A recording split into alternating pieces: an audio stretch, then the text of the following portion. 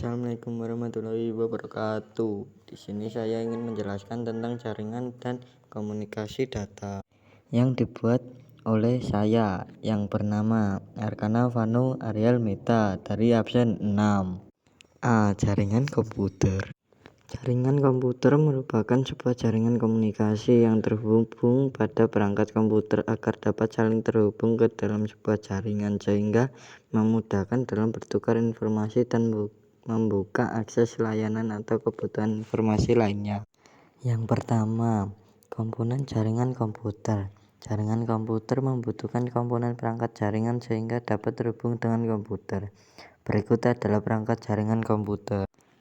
Server, sebuah komputer yang menyediakan layanan kepada komputer client. Router, perangkat yang berfungsi untuk menghubungkan dua atau lebih jaringan sehingga pengiriman data dapat diterima dari satu perangkat ke perangkat lainnya. Hub, perangkat jaringan yang bertugas mengubah sinyal transmisi jaringan. Switch, jenis jaringan komputer yang memiliki cakupan dengan jarak yang sangat luas. LAN card, perangkat jaringan yang berfungsi untuk menghubungkan dua atau lebih komputer dengan menggunakan media kabel. Wireless card, perangkat jaringan yang dapat menghubungkan dua device secara nirkabel atau tanpa menggunakan media kabel. Kabel jaringan, media untuk menghubungkan satu perangkat dengan perangkat yang lain. Bridge, perangkat jaringan yang memiliki fungsi memperluas suatu jaringan sekaligus membuat sebuah segmen jaringan berdasarkan informasi pada sebuah data link. Repeater, perangkat jaringan yang memiliki fungsi memperluas jangkauan sinyal Wi-Fi dari server agar perangkat lain bisa terhubung. Modern, perangkat yang digunakan untuk menghubungkan antara perangkat komputer dengan penyedia layanan internet atau disebut juga dengan Internet Service Provider atau ISP. 2. Arsitektur jaringan komputer.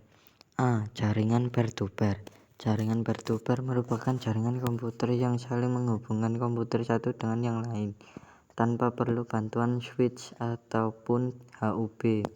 Tipe jaringan ini cocok untuk membangun jaringan komputer kecil seperti di rumah, ruangan kerja, dan laboratorium komputer sekolah. Berikut adalah kelebihan dan kekurangan jaringan peer-to-peer. Kelebihan: semua komputer yang terhubung ke jaringan memiliki hak akses yang sama. Biaya lebih murah atau relatif karena tidak membutuhkan komputer server yang berkemampuan tinggi. Kelancaran jaringan tidak tergantung kepada komputer server. Kekurangan: sistem keamanan jaringan ditentukan oleh masing-masing komputer yang terhubung ke jaringan. Data harus di-backup sendiri oleh masing-masing komputer. Troubleshooting jaringan lebih rumit. Client server. Server berfungsi menjadi pelayan untuk memenuhi permintaan dari pelanggan, sedangkan client merupakan komputer lain yang bertindak sebagai penerima layanan dari komputer server atas permintaan yang diberikan.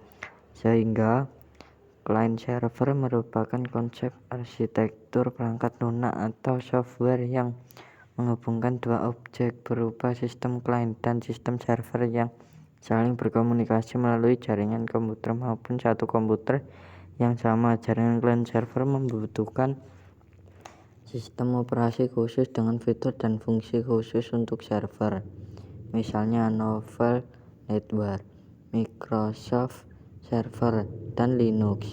Berikut kelebihan dan kekurangan dari jaringan client server.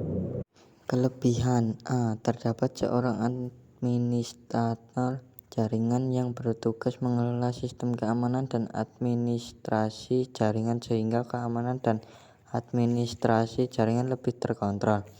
Komputer server dapat digunakan sebagai pusat data. Komputer client dapat mengakses data yang ada dari komputer client manapun. Sistem backup data lebih baik karena dilakukan terpusat di komputer server.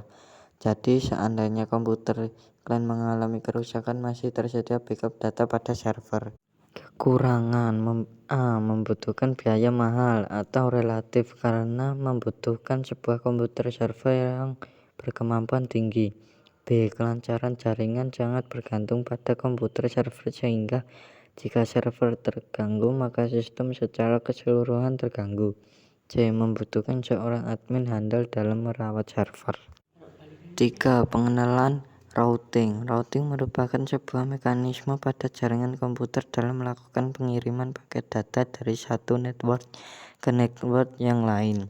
Pada prinsipnya, router digunakan untuk dapat menghubungkan dan meneruskan data di antara dua atau lebih jaringan. Saat ini router banyak digunakan di kantor, warnet, atau rumah yang berfungsi untuk menghubungkan jaringan komputer internet, meski memiliki fungsi lainnya seperti halnya modern ADSL atau fiber optik. B. Komunikasi data ponsel. Komunikasi data merupakan proses pengiriman dan penerimaan data atau informasi dari dua perangkat atau lebih yang terhubung ke jaringan.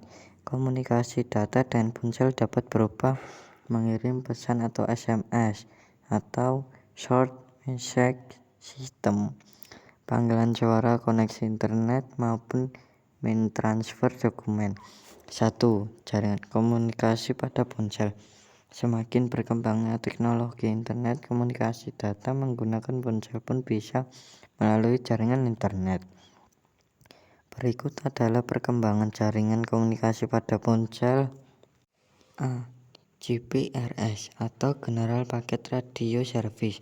GPRS merupakan jaringan internet ponsel yang memiliki kecepatan antara 35 sampai 171 kbps. Dengan kecepatan ini biasanya hanya bisa untuk mengirim pesan yang tidak terlalu panjang. B. 8G atau Enhanced Data Rate for GSM Evolution. 8G merupakan jaringan internet yang memiliki kecepatan lebih baik dibandingkan dengan GPRS karena memiliki kecepatan sekitar 120 sampai 384 kbps. C. 3G. 3G merupakan jaringan GPRS versi 3 yang menggunakan protokol transfer data United Mobile Telecommunication Technology sehingga menghasilkan kecepatan 384 kbps sampai 2 mbps. HSPA High Speed Packet Access. HSPA dikenal dengan nama 35G, di mana memiliki kecepatan 600 kbps sampai 10 mbps. Ada juga HSDPA atau High Speed Downlink Packet Access atau dikenal dengan nama H+ pada layar ponsel dengan memiliki kecepatan rata-rata 7,2 mbps. 4G atau LTE Long Term Evolution. 4G atau LTE merupakan jaringan GPRS generasi keempat dengan memiliki kecepatan hingga 100 mbps. Sekarang sebagian besar ponsel yang beredar di pasaran sudah mendukung jaringan 4G atau LTE. 5G merupakan teknologi jaringan seluler terbaru generasi kelima yang menggantikan jaringan 4G. Jaringan 5G memiliki kecepatan data mencapai 20 Gbps. 2. Aplikasi sistem komunikasi data. Aplikasi sistem komunikasi data merupakan media yang digunakan untuk mentransmisikan data dari satu perangkat ke perangkat lainnya. Berikut adalah contoh aplikasi sistem komunikasi yang sering digunakan. A. ATM atau Automatic Teller Machine. ATM merupakan aplikasi sistem komunikasi data yang digunakan sebagai perangkat elektronik yang dapat memberikan fitur untuk nasabah bisa mengambil uang, transfer uang, melihat isi saldo, dan kegiatan lainnya. Cara kerja mesin ATM yaitu dengan melakukan komunikasi data lewat jaringan internet yang kemudian akan dihubungkan dengan komputer server di bank tersebut. B. Email atau Electronic Mail. Email atau Electronic Mail adalah aplikasi sistem komunikasi data yang berfungsi sebagai sarana dalam mengirim data atau informasi melalui media internet, contohnya Gmail dan Yahoo. E-commerce. E-commerce merupakan aplikasi sistem komunikasi data yang digunakan sebagai transisi perdagangan online yang memungkinkan penggunanya untuk dapat membeli, menjual, dan memasarkan barang dengan menggunakan media elektronik, contohnya Shopee, Lazada, Tokopedia, dan lainnya. D. M-Banking. M-Banking merupakan aplikasi sistem komunikasi data yang mendukung fasilitas perbankan melalui perangkat ponsel. C. Internet positif. 1. Program internet positif. Internet positif adalah salah satu upaya pemerintah untuk memblokir atau membatasi konten tertentu yang ada di internet, sehingga pengguna tidak dapat mengakses konten tersebut. Program internet positif pertama kali diluncurkan oleh Menteri Komunikasi dan Informasi atau Menkominfo dengan munculnya Peraturan Menteri Kominfo Nomor 19 Tahun 2014 yang ditandatangani oleh Tifatul Sembiring pada tanggal 17 Juli 2014 dengan nama Trust Plus Positif. Program ini bertujuan untuk memberikan layanan internet yang aman dengan menyediakan akses internet berdasarkan daftar informasi yang sehat dan terpercaya. Program internet positif akan menyaring semua konten di internet sehingga tidak dapat diakses oleh semua orang. Semua informasi yang ada akan terlebih dahulu disaring agar dapat diterima oleh masyarakat dengan aman. 2. Dampak internet positif. Internet positif memiliki dampak yang sangat berpengaruh di masyarakat. Berikut ini dampak positif adanya program internet positif. A. Internet positif membatasi website yang berisi konten negatif yang dapat merusak moral dan bangsa, terutama bagi anak-anak muda. Contohnya berita hoaks, mengandung sara, dan konten yang berbau pornografi. B. Internet positif akan menyaring situs web yang akan ditampilkan karena menghindari adanya berbagai spyware dan malware berbahaya yang bisa merusak perangkat komputer. C. Internet positif akan menyaring berita hoaks atau informasi yang tidak benar, sehingga pengguna internet akan mendapatkan informasi yang kredibel dan benar sesuai dengan fakta yang ada. Mohon maaf bila ada salah kata, mohon dibicarakan dengan baik, jangan malah pergi untuk mencari yang lebih baik. Hidup sendiri tanpa kekasih. Sekian dan terima kasih. Wassalamualaikum warahmatullahi wabarakatuh.